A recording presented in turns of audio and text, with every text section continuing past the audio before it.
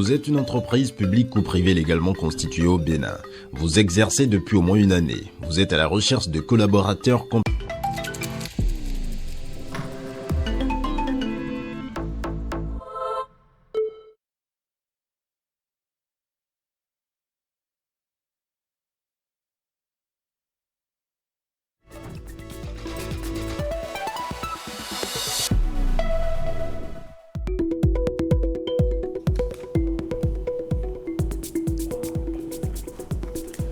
Merci de prendre le rendez-vous de cette session d'information. Mesdames, Messieurs, bonsoir. À la une de l'actualité, une fin de week-end sombre pour le Bénin. Un grave accident de circulation s'est produit dans la nuit de samedi à dimanche sur l'axe Glazoué-Savet. Un autocar en partance pour Malanville a dévié de sa trajectoire. Selon les données officielles, il transportait plus de 50 passagers. Il était le roi du basketball au Bénin depuis 3 années consécutives et personne ne lui retire sa couronne en 2025. Le club Élan Coton est sacré champion après la grande finale de la Ligue Youzou qu'il a opposé à Aspac ce dimanche. Écho dans ce 20h d'une confrontation à couper le souffle aussi bien chez les hommes que chez les dames. Et puis, hors du Bénin, un scrutin de plusieurs incidents en Libye. Les Libyens étaient aux urnes ce week-end pour les élections municipales. Pendant ce temps, la Turquie se retrouve de nouveau en proie aux flammes. Plusieurs personnes ont été évacuées à la suite d'un nouvel incendie ce dimanche. Et puis en Ukraine, la réunion en visioconférence de la coalition des volontaires a démarré ce jour. Bienvenue à toutes et à tous. C'est un drame, une tragédie de plus sur les axes routiers, sur l'axe routier national inter-État numéro 2, à la hauteur du pont de franchissement du fleuve Ouémé dans la traversée de Tio, commune de Glazoué. Un autocar d'immatriculation malienne quitte sa trajectoire et se retrouve dans les eaux. L'accident a eu lieu dans la nuit de samedi à dimanche. Le bilan provisoire présente 9 rescapés et 1 décès. Le point avec Ariane Da Silva. C'est dans le fleuve Ouémé que le bus d'une compagnie de transport international a fini sa course dans la nuit de samedi à dimanche. L'autocar en provenance de Lomé qui se rendait à Niamey a été totalement immergé avec de nombreux passagers à bord. Les circonstances du drame restent difficiles à expliquer. Selon des informations recueillies sur place, le bus transportait 54 passagers. Pour l'instant, 9 survivants ont été recensés et un corps repêché. Les équipes de la mairie, de la police, des sapeurs-pompiers, de la marine et même de plongeurs ont été mises à contribution pour sortir l'épave du bus de l'eau et pour repêcher les autres victimes. Le ministre Alassane Seydou et le ministre conseiller Jacques Ayadi se sont rendus sur les lieux du drame. Le gouvernement, à travers un communiqué, présente ses condoléances à la famille du passager décédé et exprime toute sa solidarité aux autres passagers et à leurs familles. Et ce communiqué du ministre de l'Intérieur et de la Sécurité publique, président de la plateforme nationale de réduction des risques de catastrophes et d'adaptation au changement climatique, le dimanche 17 août 2025, aux environs de 0 heure, un grave accident de la circulation est survenu à hauteur du pont de franchissement du fleuve Ouémé sur la route inter-État numéro 2 lors de la traversée de la localité de Tio, commune de Glazoué, impliquant un bus de la compagnie STM immatriculé CC 0085MD transportant 54 personnes. En effet, le conducteur de ce moyen de transport en commun en provenance de Lomé pour Niamey a perdu le contrôle de son véhicule après avoir violemment heurté la rambarde du pont sur le fleuve Ouémé avant d'échouer au fond de l'eau. Sur instruction du président de la République, le gouvernement a déployé le plan Orsec, puis mobilisé tous les moyens pour porter secours et assistance aux victimes, évacuer les blessés, retrouver les personnes disparues et repêcher le véhicule. Le ministre de l'Intérieur et de la Sécurité publique s'est rendu sur les lieux du sinistre, accompagné des membres de son cabinet, du directeur général de la police républicaine, du directeur général de l'Agence béninoise de protection civile, du préfet du département des Collines et des directeurs départementaux de la santé et du cadre de vie. À l'étape actuelle des investigations, on dénombre donc 9 rescapés, tous évacués et dans un état stable à l'hôpital de zone de Savet. Un corps sans vie retrouvé et déposé à la morgue de l'hôpital de zone de Savè. 44 personnes non encore retrouvées. Le gouvernement présente ses condoléances à la famille du passager mort, exprime toute sa solidarité aux autres passagers et à leurs familles, puis rassure l'opinion publique que les diligences sont en cours pour retrouver les disparus et élucider les circonstances de ce malheureux événement. Enfin, le ministre en appelle à la responsabilité des compagnies de transport nationales et internationales ainsi que des conducteurs pour l'observance scrupuleuse du code de la route afin de limiter les risques d'accident de la circulation. Et puis sur les lieux du drame, notre équipe de Parakou s'est rapprochée du préfet du département Saliou Odoubou au micro de Enoch Ronkpati. Il nous donne quelques explications. Il faut déjà signaler que déjà autour de 0 heure, l'accident est survenu et la plateforme a été activée aussitôt l'alerte donnée et puis tous les acteurs se sont mobilisés.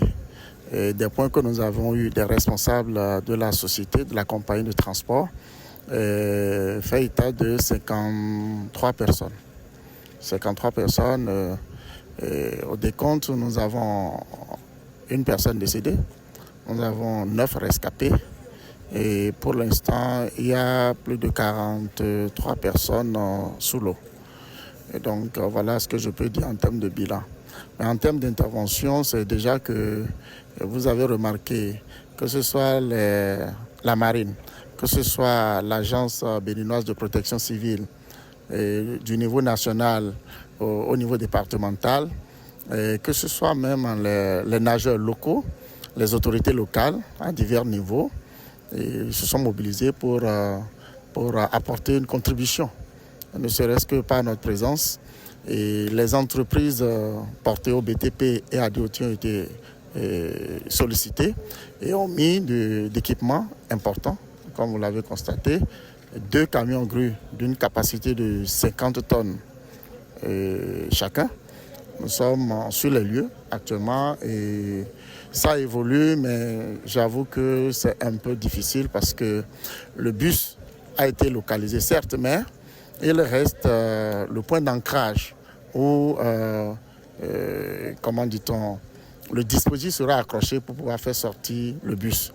Et vous avez aussi constaté que pour le moment, on n'a pas pu repérer les corps. Déjà, en termes de mobilisation, le chef de l'État a dépêché une délégation gouvernementale qui était sur les lieux. Et les instructions ont été données, les réquisitions sont faites, les sollicitations également.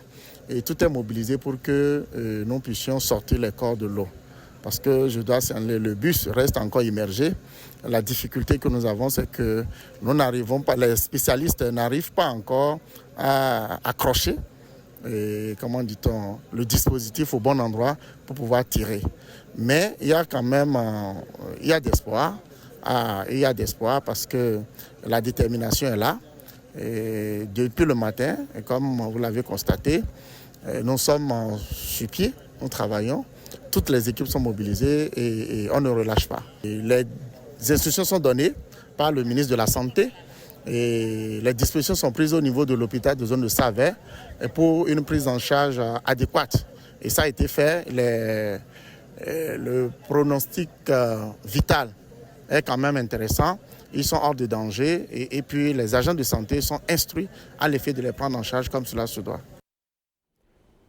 Et le détail sur ce drame est à suivre dans nos prochaines éditions. Dans un tout autre registre à présent, la Fondation Espace Afrique accompagne les communautés béninoises en matière d'hypertension artérielle et du cancer de sein.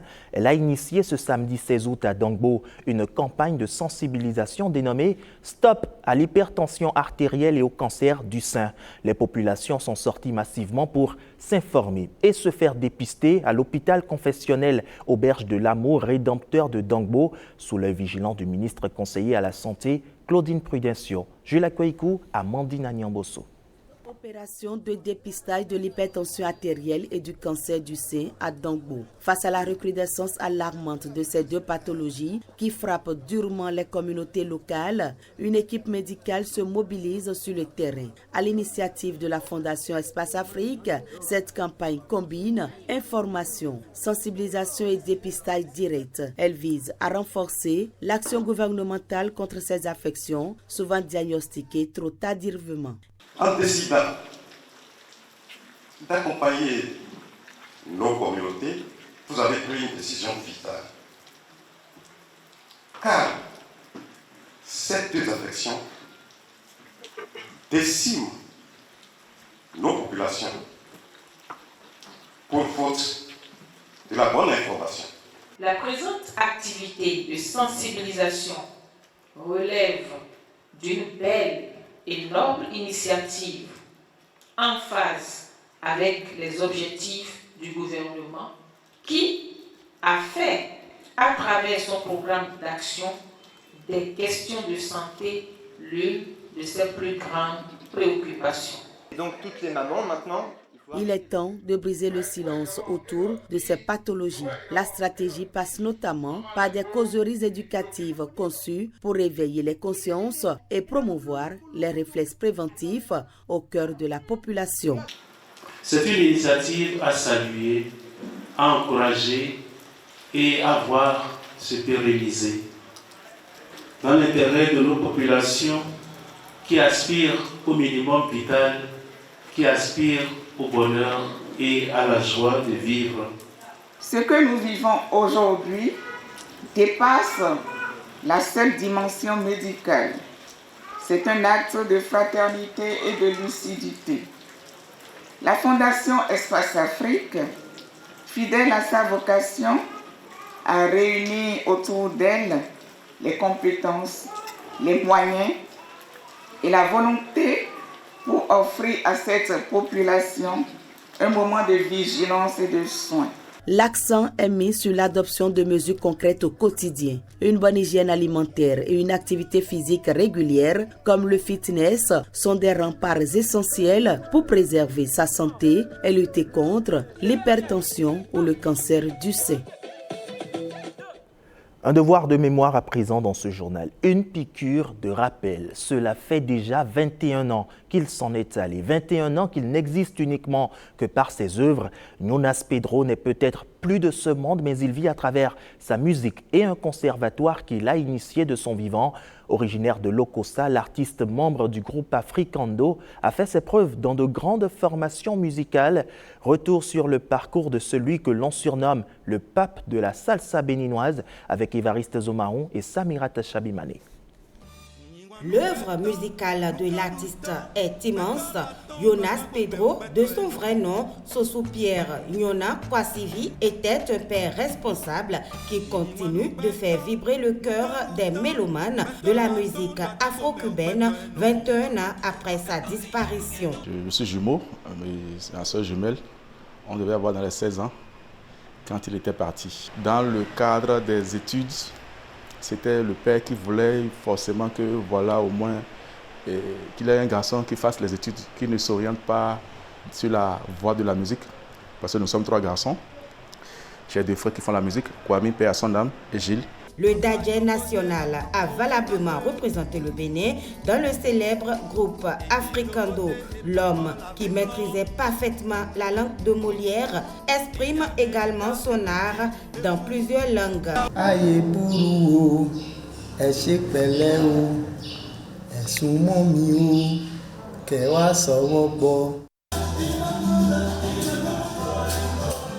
À Lokossa, au quartier Zouroué, l'artiste continue de vivre à travers ses œuvres, mais également un rêve inachevé. Sa maison de repos, refuge pour composer les belles mélodies, aujourd'hui devenu un conservatoire et un centre de loisirs. L'idée même de créer le musée était partie de lui d'ailleurs, où le groupe Africando, dans les années 95, était allé en concert.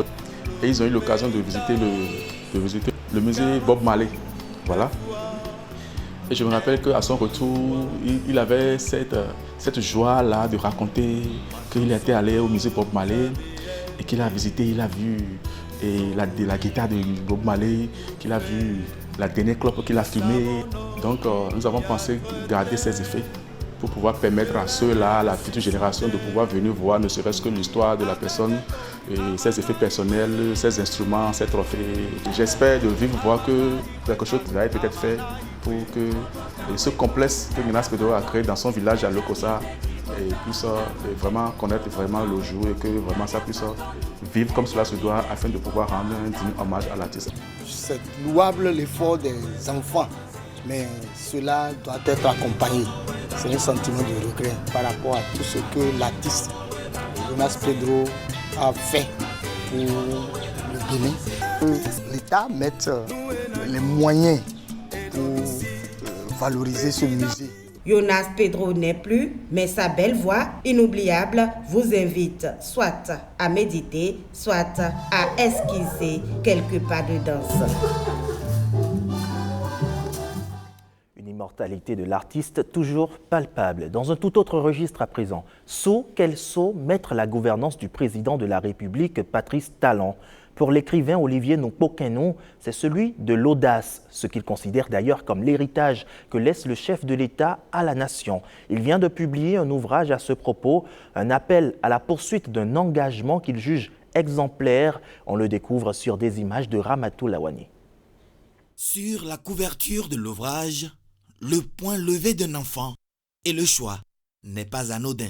D'abord, c'est la main d'un enfant qui symbolise la renaissance, mais aussi l'espoir, la joie, et aussi pour nous dire que nous avons un bébé, nous devons prendre soin, travailler, nous sacrifier pour cet enfant-là, pour que cet enfant puisse grandir. Le bébé n'est pour l'auteur nul autre que l'héritage laissé par le régime du président Patrice Talon. Olivier Nokpo-Kenou dresse dans ce livre le bilan des 10 années de gouvernance qu'il résume en un seul mot. Le courage. Nous avons vu les réalisations. Nous avons compris que si nous avons du courage et nous acceptons de faire le sacrifice à travers des réformes, nous pouvons y arriver.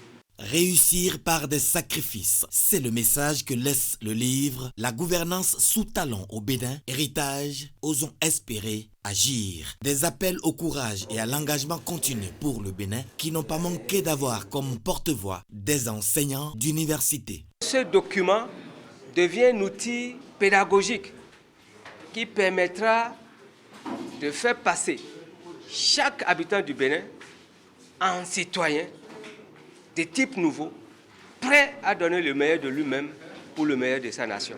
D'ici 2060, nous allons fêter nos 100 ans d'indépendance. Qu'est-ce que nous allons avoir? Nous voulons un Bénin prospère. Et pour cela, ça doit se préparer dès maintenant. Et c'est le but de ce livre, nous amener chacun à avoir ce mindset, cette mentalité-là qui peut nous conduire à ce développement.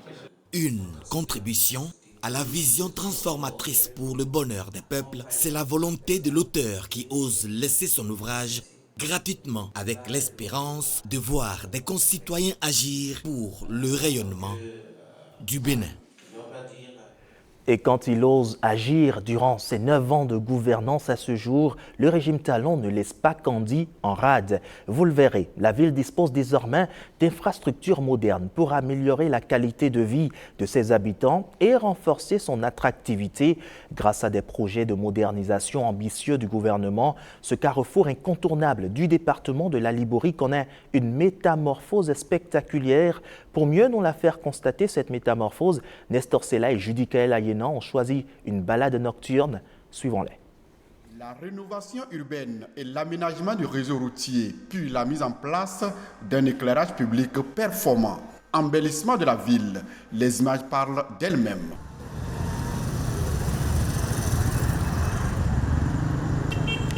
On prie ça depuis quoi?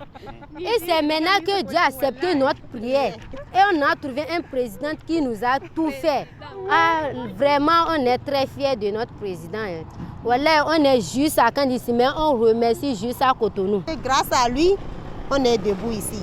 S'il n'y avait pas les lumières, les poteaux, les trucs, on ne serait pas ici. Donc, Merci infiniment. Il y a les lumières, tout. Même si l'argent tombe ici, l'homme peut ramasser ça. Un instant de selfie pour immortaliser la sortie. Les grandes réalisations du gouvernement de la rupture modernisent davantage la ville de Kandi, capitale de la Liborie. Depuis quelque temps, le soir, je prends les amis, on se promène à travers ma commune. Aujourd'hui, je suis très fière. Pourquoi? Il y a un grand changement à travers l'électrification que vous voyez. Les Kandiens aujourd'hui sont très fiers. Donc, on a obligation de suivre le chef de l'État et son gouvernement. Et nous allons prier Dieu que celui-là qui viendra le remplacer ou qui puisse faire plus. Kandi, dans notre langue, ça veut dire Kandi, c'est qui est doux. Kandi, c'est la ville qui est douce, la belle cité, et elle mérite ce grand ouvrage. Et nous l'avons souhaité. Et le président, Patrice Talon, que nous respectons, que nous aimons beaucoup, il a su entendre le cri de cœur des Kandiens. Et aujourd'hui, c'est une réalité. C'est avec grande joie que je dis vraiment merci à ce grand homme qui sait faire les grandes choses, qui a révélé le Bénin au monde entier. Les années passées, on nous dit toujours que Kandi va devenir quelque chose, mais on ne s'attendait pas. Grâce à l'arrivée du PR Talon, on a vu notre double voix soutient beaucoup. On est fiers à Kandi. Nous, femmes de Kandi, aujourd'hui, nous ne connaissons personne que lui. C'est ainsi que nous souhaiterions que celui qui va remplacer cet homme dynamique, capable, nous souhaiterions qu'il s'engage comme lui et emboîter ses pas pour que nous puissions bien sauvegarder tout ce qu'il a laissé et nous allons en jouir. La modernisation de la ville a déjà des retombées positives sur l'économie locale. Kandi se positionne ainsi comme une ville moderne et dynamique.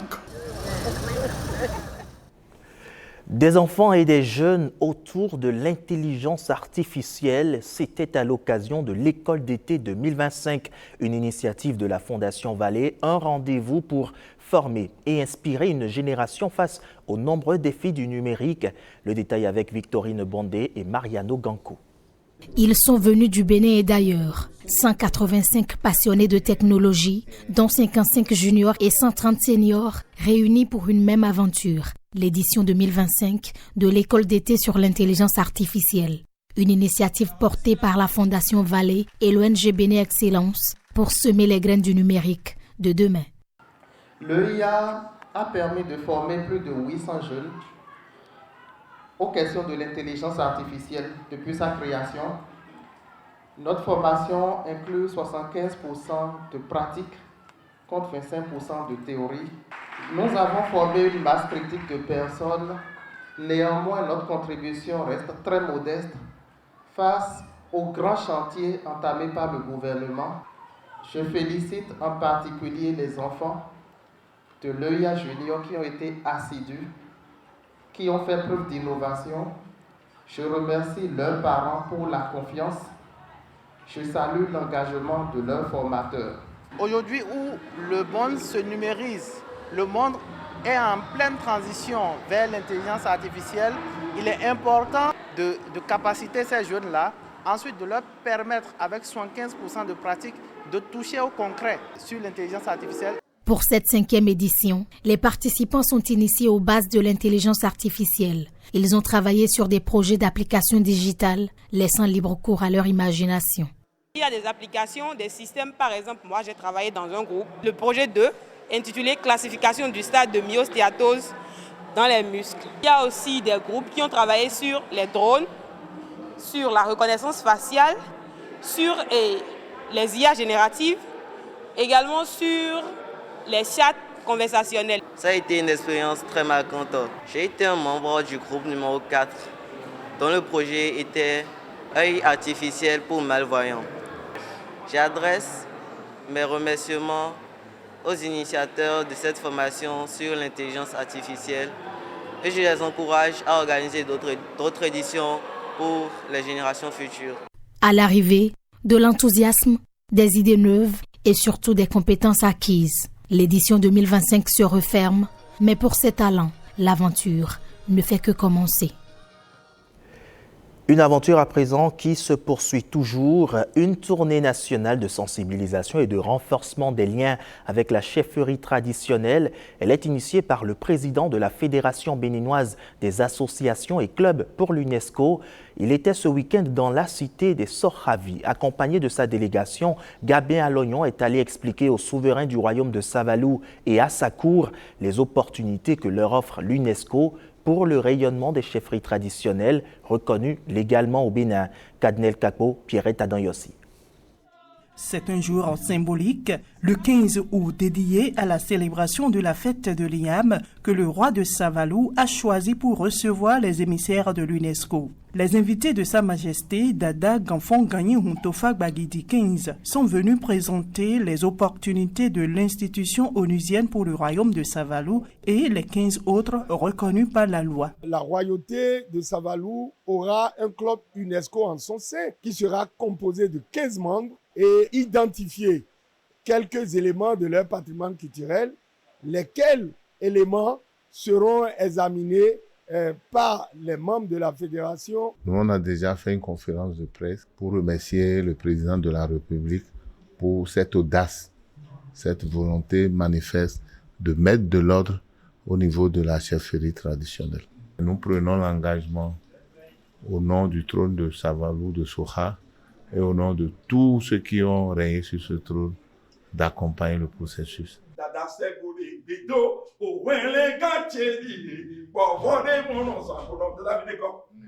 Cette tournée des membres de la Fédération béninoise des associations et clubs pour l'UNESCO dans les palais royaux intervient en prélude à l'assemblée élective de l'institution prévue pour octobre prochain. Aujourd'hui, il faut que les communautés se soutiennent. Et nous autres, nous sommes de la communauté africaine résidant au sud du Sahara. Et là-dessus, l'Africain doit être coopté par l'Afrique et nous allons travailler pour avoir également des partenaires du côté de l'Asie et de tous les autres continents pour que le prochain directeur général de l'UNESCO soit un Africain pontin. Après Savalou, les membres de la Fédération béninoise des associations et clubs pour l'UNESCO seront au Palais Royal de Basila pour la suite de leur campagne de vulgarisation des opportunités et mesures d'accompagnement des chefferies traditionnelles.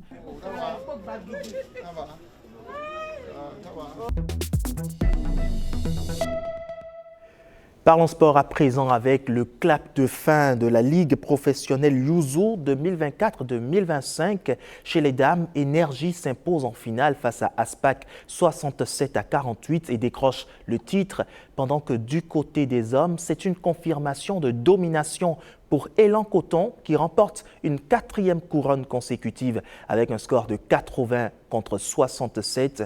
Les échos en son et en images avec Gloria Oni, Igor Ayosso et Patrick Belengbe. En finale, Énergie et Aspac se sont affrontés avec une défense et une attaque solide. Les dames d'Énergie se sont imposées face à Aspac 67-48, décrochant ainsi le titre de championne de la Yuzu League professionnelle.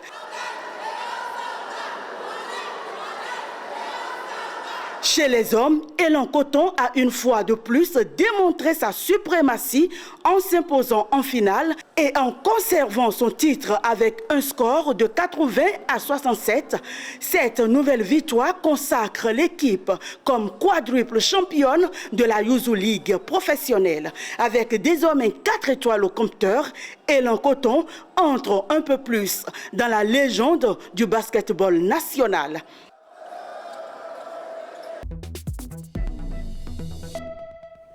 Les places à présent autour de l'actualité hors de nos frontières, avec un tour en Libye, en Turquie, mais aussi en Ukraine. Le récit porte la signature de Christelle Tongodo. Des pluies torrentielles ont provoqué d'importantes inondations et endommagé des centaines d'habitations à Potiskum, une ville du nord-est du Nigeria. Aucun décès n'a été signalé. De toute ma vie, je n'ai jamais vu autant d'eau. Mes 3 chambres et mes 2 toilettes ont été détruites, raconte Agamou Mohamed, victime des pluies.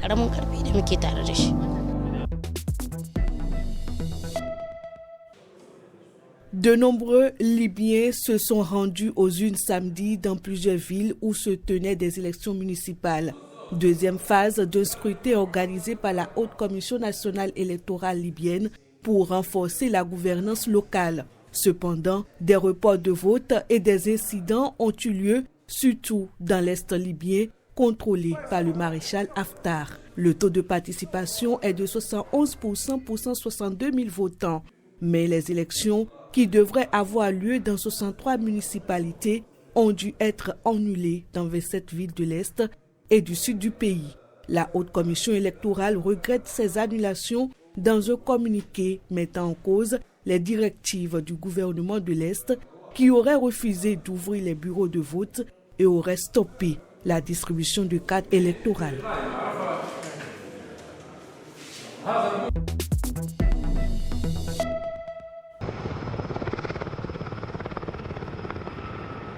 La Turquie, de nouveau en proie aux flammes. Plus de 250 personnes ont été évacuées dans la nuit du samedi au dimanche en Turquie à la suite d'un nouvel incendie dans la province touristique. Le feu y a débuté samedi et s'est rapidement propagé en raison de vents violents soufflant sur les collines proches de la ville située à l'est. Par mesure de précaution, 251 habitants de 5 villages ont été relogés dans des zones sûres, a écrit sur X le gouverneur de Kanakal, Omer Toraman.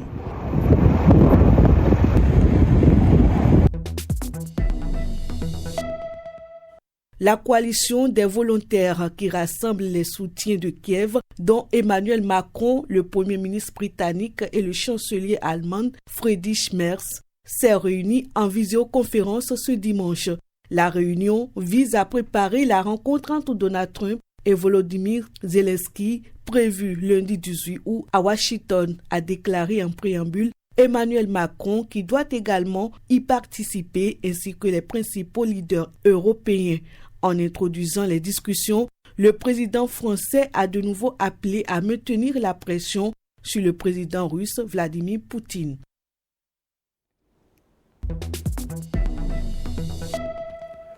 Voilà qui met un terme à ce journal. Merci de nous avoir suivis. Mais ne quittez pas, retrouvez comme chaque dimanche un film africain. Bénin TV vous propose ce soir de suivre Dans la peau d'un caïd. Juste après cette édition, à 22h20, retrouvez le documentaire Comment mon auto a échappé à la casse. Une preuve que les Libanais dominent le commerce des voitures en Afrique de l'Ouest, centralisant les importations depuis l'Europe via le port d'Anvers avant distribution vers les ports africains. À 23h30, c'est le journal télévisé du soir. Je vous souhaite une excellente fin de soirée en compagnie des programmes de Bénin TV. Bonsoir chez vous.